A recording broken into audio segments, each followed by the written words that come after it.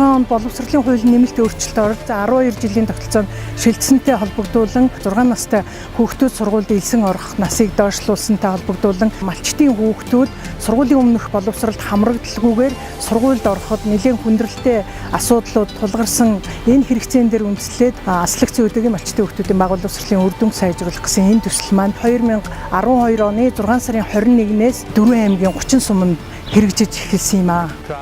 Дэлхийн банкны санхүүжилттайгаар хэрэгжүүлж байгаа төслийнхөө хүрээнд хүүхдийг ивэхсэн хөдөө орон нутгийн малчдын хүүхдүүдийн боловсролын болон хөгжлийн хэрэгцээг хангах 3 хөтөлбөрийг тусгайлан боловсруулж хэрэгжүүлсэн. Эхний хөтөлбөр нь сургуулийн өмнөх боловсролын үйлчилгээ авч чадахгүй байгаа хүүхдүүдэд зориулсан гэр бүлийн орчинд сургууль бэлтгэх хөтөлбөр юм. Төслийн хугацаанд хөтөлбөрөөр хичээлэлсэн хүүхдүүдэд маш сайн үр дүн гарсан гэдгийг онцолж хэлэхэд таатай байна. Дараагийн хөтөлбөр нь гэрээсээ хол сургуулийн дотуур байр болон айд сууж байгаа хүүхдүүдэд зориулсан хичээлийн бус цагийн нэмэлт хөтөлбөр юм. 3 дахь хөтөлбөр нь сургуулиас завсардсан багангийн хүүхдүүдэд зориулсан бага боловсрол нөхөн олгох хөтөлбөр юм. Энэ хөтөлбөрөөр хичээлсний үр дүнд хүүхдүүд сургуультай иргэн ороод байна. Тэгэхээр эдгээр хөтөлбөрийг хэрэгжүүлснээр Монгол орны боловсролын тогтолцоонд тулгамдж байгаа зарим асуудлыг шийдвэрлэхэд хувь нэмрээ оруулж байгаадаа бид их баяртай байна.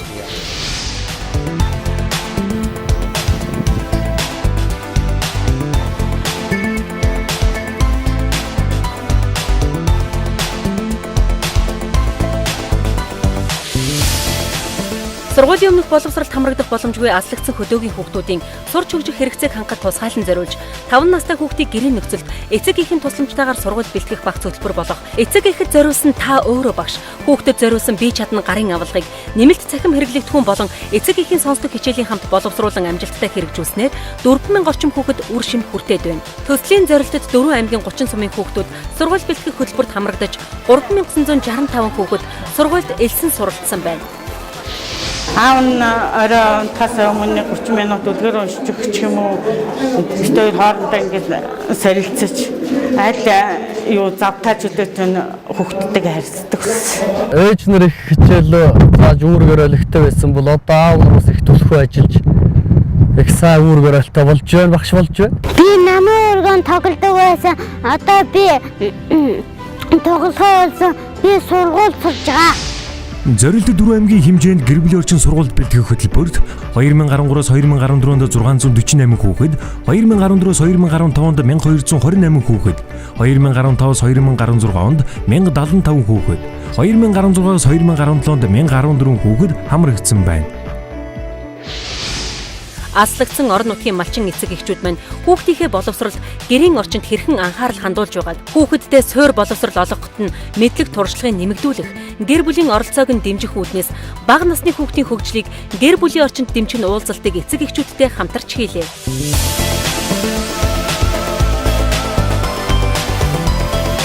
Сургууль бэлтгэх багц хөтөлбөрийн нэг бүрэлдэхүүн болох ном тоглоомын сан бүхий миний номын өргөг зорилтод 30 суманд сургуулийн номын сан түшиглэн байгууллаа. Нийтдээ 100 төрлийн ном, 30 төрлийн тоглоом бүхий 10 багц сургалтын хэрэглэгдэхүүнийг эцэг эхчүүд авч гэртээ хүүхэдтэйгээ ажилласнаар гэр бүлийн орчинд хүүхдээ сургуульд амжилттай бэлтгэлээ.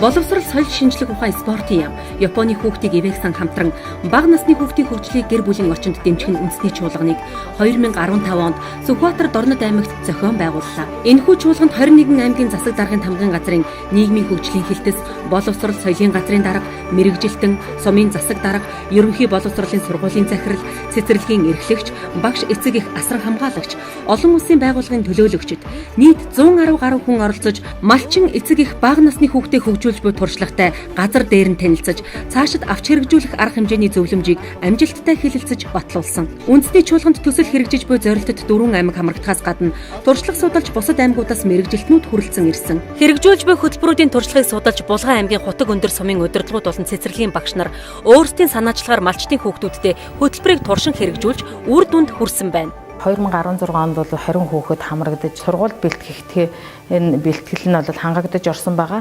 2017 онд бол 17 хүүхэд хамрагдаад явж байна. Энэ төсөлд хамрагдсанаар бол нэгдүгüрт бол манай цэцэрлэгийн хамрын сургалт бол 100% төрсөн байгаа. Хоёрдугаарт бол энэ 5 настай хүүхэд маань бол гэрээрээ сургуулийн өмнөх боловсрол эзэмшээд сургууль бэлтгэгдээд орж байгаагаараа даваа талтай болон ач холбогдолтой байгаа даа. Тэгээ манай хүүхэд энэ хөтөлбөрт хамрагдсанаар их юмыг сурж мэдсэн. Үлгэрийн номыг уншиж өгөж, буцааж ярьж өгөөд тоо сураад дасгал ажлын номтой. Тийм учраас манай хүүхд аягүй сайн сурсан. Сумаасаа 65 км-ийн хол болохоор хүүхдээ цэцэрлэгт өгч чадахгүй бэрхшээлтэй байсан. Одоо энэ багцад хамрагдсанаар хүүхд маань сургуульд ороход айхаа аюулгүй болсон.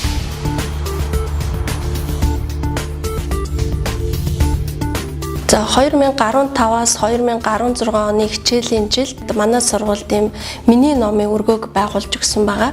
Багш болох гэж байгаа бага насны хүүхдтэй ажиллах гэж байгаа оюутнууд маань энэ тоглоомын арга зүйг эзэмшээд хүүхдэд яаж одоо энэ тоглоомоор тоглуулах уу гэдгийг аргачлалыг энэ өрөөгөөр дамжуулж эзэмшиж авдгаараа онцлог юм аа. Цэцэрлэгийн багш болон бэлтгэгдэж байгаа оюутан бидний хувьд энэ өрөө маш чухал. Бага насны хүүхэд тоглоомоос суралцж байгаа маш олон тоглоомод байдаг. Үүний аргачлалыг багш бид нар эзэмшиж байж бага насныхаа хүүхдэд очиж зааж, зөвлөж, тусалж байдаг. Малчдын хүүхдийг сургуулийн өмнөх боловсролд хамруулах чиглэлээр томоохон арга хэмжээ авч хэрэгжүүлж байгаа хэдий ч өнөөдөр малчдын хүүхдүүд маань сургуулийн өмнөх боловсрол тэр дундаа цэцэрлэгт хамрагдахад бол төдийлөн бас үр дүнтэй байж чадахгүй байгаа юм нөхцөл байдал байгаа. Эцэг эхчүүд гэр бүлдээ хүүхдээ хөгжүүлэх, ялангуяа сургуулийн өмнөх боловсролд бэлтгэх энэ ажлыг туршсан өнөөдрийн байдлаар ихэнх үр дүнтэй ажлуудын нэг болж байгаа.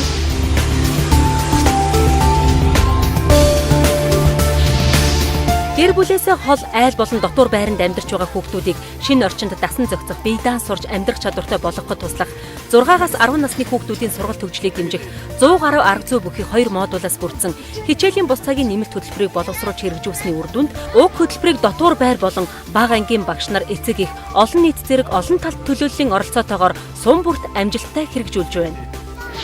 Тулгамдж байгаа асуудлаа шийдвэрлэж чаддгүй байсан. Тэгээ манай бүлэг байгуулагчнаар бид нөрөө тулгамдж байгаа асуудлаа шийдвэрлэж чаддаг болсон. Би хүүхд төгслийн тагимд орж ирээд дуу, шүлэг, тоглоом, яа тоглох, дүүнэртэй юу зааж өгөхийг сурч авсан. Би шагаагаар найзуудтай хамгийн их тоглох дуртай.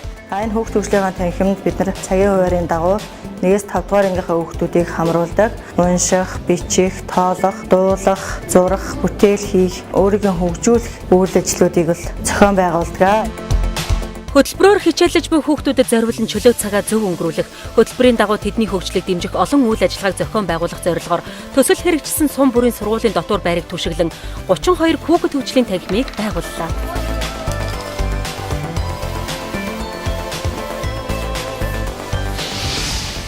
Зорилттой 4 аймгийн хэмжээнд хичээлийн бус цагийн нэмэлт хөтөлбөрт Дорнод аймагт 303 хүүхэд, Сүхбаатар аймагт 654 хүүхэд, Өвөрхангай аймагт 1428 хүүхэд, Аранхай аймагт 2026 хүүхэд тус хамрагдсан байна.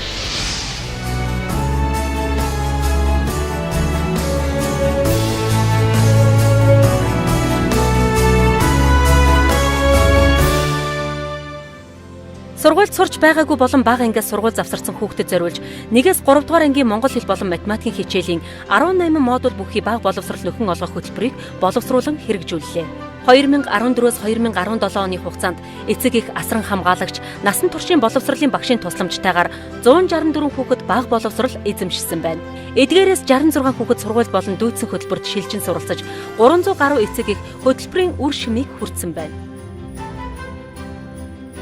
Би гэртээ хичээлээ нөхөд үтсээ тэгээд өнөөдөр дотор байран дээрээ маргааш хичээлдээ суугаад үргэлжлүүлээд хичээлээ үзнэ. Онд сурна. За өнөөдөр 9 сарын 1 манай бодж хичээлээ засвартаад 1 жил болсон. Харин энэ 100 сургалтанд хамрагдаад 100 хичээлээр одоо 5 дугаар ангитай орсон дэх баяртай сэтгэл зовхгүй амар боллоо да. Тэгээ манай охин төрөлхийн харааны бэрхшээлтэй 2006 онд гарсан. Төсөл хамрагдахаас өмнө ч одоо яг харааны бэрхшээлтэй хүүхдээ сургууль гэж байдаггүйг мэддэггүй байсан. 100 хүртэл тоолдгүй байсан хүүхд одоо 100-аас илүү тоолж байна. Тэгээд л үсэг мэддэг болсон байна. Тэгээд одоо энэ 12 жил сурна гэж байна. Тэгэхээр улам их өөрчлөгдөх байна.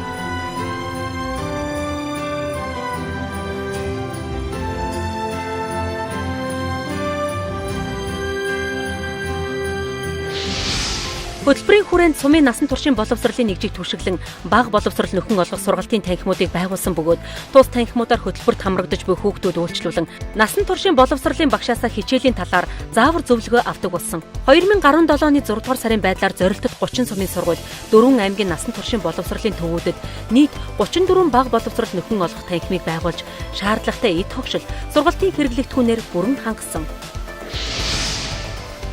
Зорилтод 4 аймгийн хэмжээнд бага боловсрол нөхөн олгох хөтөлбөрт Дорнод аймагт 25 хүүхэд, Сүхбаатар аймагт 36 хүүхэд, Өвөр хангай аймагт 64 хүүхэд, Архангай аймагт 39 хүүхэд тус хамрагдсан байна. Төслийн үйл ажиллагаанд орон нутгийн удирдлагын оролцоог нэмэгдүүлэх зорилгоор зорилтод 4 аймагт төслийн орон нутгийн зөвлөлийг байгууллаа. Бүрэлдэхүүнд аймгийн засаг даргын тамгын газар, боловсрол соёл урлагийн газар, насан туршийн боловсролын төв, нийгмийн бодлогын хилтэс, эрүүл мэндийн газар, гэр бүл хүүхэд залуучуудын хилтэс, аймгийн төв номын сан, хэвлэл мэдээллийн байгууллагуудын төлөөллүүд багтдаг. Төслийн орон нутгийн зөвлөл нийт 36 хүний бүрэлдэхүүнтэйгээр амжилттай ажиллалаа. Зорилтод сум бүрт олон нийтийн боловсролын зөвлөлийг байгуулснаар малчин өрхийн хүүхдүүдэд бага боловсролын чанартай үйлчилгээ хүргэхэд тулгамдж байгаа олон асуудлуудыг шийдвэрлэхэд чухал үүрэг гүйцэтгэж байна. Тухайлбал зорилтод бүлгийн хүүхдүүдийг бүрэн судалж, илрүүлсэн хүүхдүүдийг гэр бүлийн орчин сургууль бэлтгэх хөтөлбөр болон бага боловсрол нөхөн олгох хөтөлбөрт хамруулах явц үр дүнг нь үнэлдэг туршлагатай болсон. Түүнчлэн бага боловсрол нөхөн олгож, сургуульдны иргэн суралцуулах, гэр бүлээсээ тусдаа сургуулийн дотор байр, эсвэл хамаатны амьдарч байгаа малчны хүүхдүүдийг хичээлийн бус цагийн нэмэлт хөтөлбөрт хамруулах замаар хөгжлийг нь дэмжиж, сургуулийн амжилт гаргахад олон нийтийн боловсролын зөвлөлийн гишүүд, эцэг эхийн төлөөлөл, сумын цэцэрлэг, сургуулийн төлөөлөл, сум багийн засаг дарга, сумын засаг даргын тамгын газрын ажилтан олон нийтийн төлөөлөлтөд нэгт хамтран ажилласаар ирлээ. Зорилтод 4 аймгийн 30 сумын хэмжээнд 31 олон нийтийн боловсролын зөвлөл нийт 304 гишүүнтэйгээр ажиллаж байна.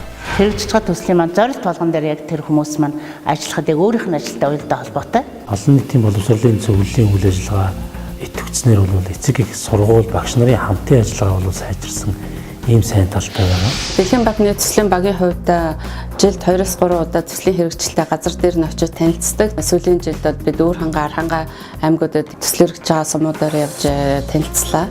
Тэгээ хэрэгжилтийн байдал бол маш сайн, төсөл тамирагдсан хүүхдүүд гарч байгаа үр дүн их сайн. Ээж аав нарын сэтгэл өндөр, ээж аав нар маань хүүхдүүдтэйгээ ажиллаад гарч байгаа үр дүнд нь урамшаад улам илүү ойрхон хүүхдүүдтэйгээ ажилладаг болсон байна. Сургуулийн дотор байран дээр одоо хэрэгждэг тэр хүүхд хөгжлийн үйл ажиллагаанууд бол маш их үр дүнтэй. Авяас чадвараа хөгжүүлэх, нээлттэй болох, одоо сурлагынтай амжилт гаргахад нь бол маш их өндөр үр дүн үзүүлж байна.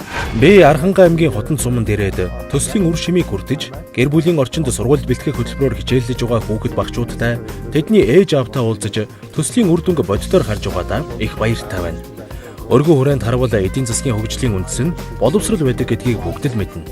Гэсэн ч мад аж ахуй эрхэлдэг нүүдэлчин монголчуудын хувьд хүүхэдтэй багаас нь боловсрол эзэмшүүлэхэд амаргүй байдаг. Харин энэ төсөл өр өгөөжөө өгч байгаа нь саяхан Дэлхийн банкнаас хийсэн Монгол улсын сургуулийн өмнөх боловсролын талаарх судалгааны тайлангаас харахад тодорхой байгаа. Энэхүү судалгааны төслийн шинэлэг санаачлага, тухайлбал эцэг эх нь гэртээ хүүхэдтэй боловсрол олгох, ном тоглоомын багц ашиглуулах зэрэг нь чанартай хүртээмжтэй боловсрол олгоход чухал ач холбогдолтойг батлан харуулсан юм. 2012-оос 2017 онд зорилтод 4 аймгийн хэмжээнд Дорнод аймагт 852 хүүхэд, Сүхбаатар аймагт 1106 хүүхэд, Өвөр хангай аймагт 3154 хүүхэд, Архангай аймагт 3428 хүүхэд төслөөс үр шим хүртсэн байна.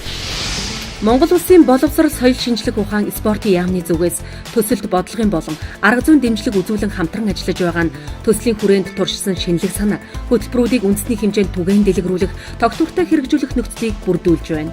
Энэхүү төслийн хүрээнд бий болсон өнөөдрийн туршлагууд гэр бүл, эцэг эхчүүд маань хүүхдийнхаа хөгжлийг дэмжиж сургууль бэлтгэх нь бүрэн боломжтой гэдэг загварыг гаргаснараа ихээхэн ач холбогдолтой.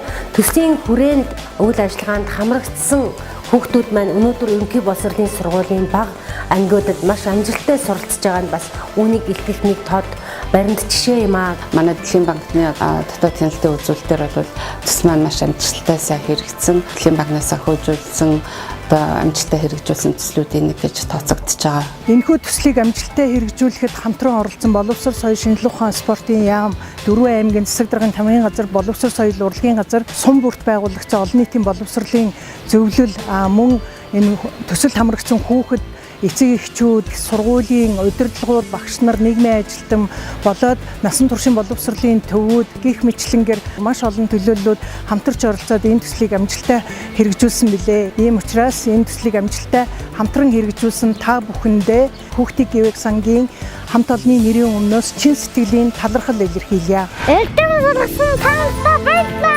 баярлалаа. Баярлалаа. Баярлалаа. Баярлалаа. Баярлалаа. Баярлалаа. Баярлалаа.